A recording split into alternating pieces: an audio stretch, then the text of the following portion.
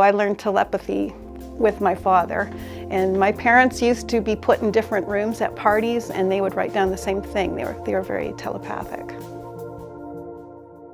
Well, I believe we all have intuitive abilities that we use in different ways. I'm clairsentient, which means I feel. Clairaudient, I've always heard.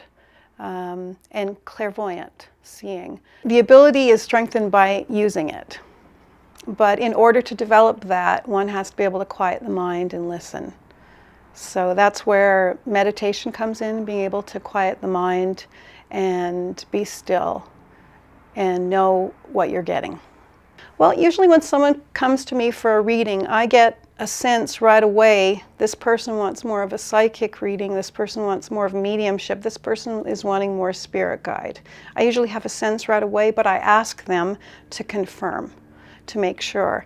And if I have a person who's passed who's there, then that person will feel just like as if I feel you're here. I feel a person with me. When it's a spirit guide that I have with me, it's a much lighter feeling for me. And I also don't have evidence. When I have someone who's crossed from the other side, I'm an evidential medium, so I ask for evidence. Let me know who you were in life. Let me know maybe how you passed. Were you old or young? I want to know this information so I can validate who you are first before I give the message.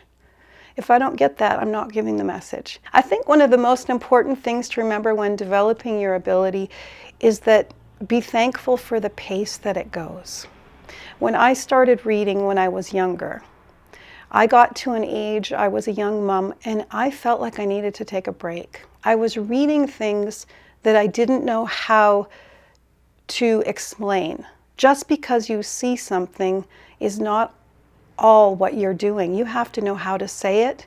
And if you just opened a can of worms, leaving someone crying by the side of the road is just not kind. You have to know how. And when my mother read, she spent time with people after, and she helped them, and she was supportive of them. And I think that's really important when you're doing that, that you remember that you're doing this in love and service.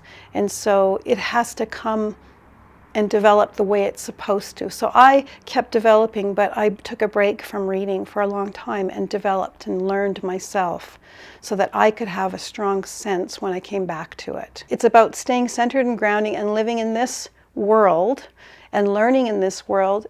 And then, you know, I take a trip and journey somewhere else to the other world, bring messages through, and then the first thing I do after is something that's very grounding in this world.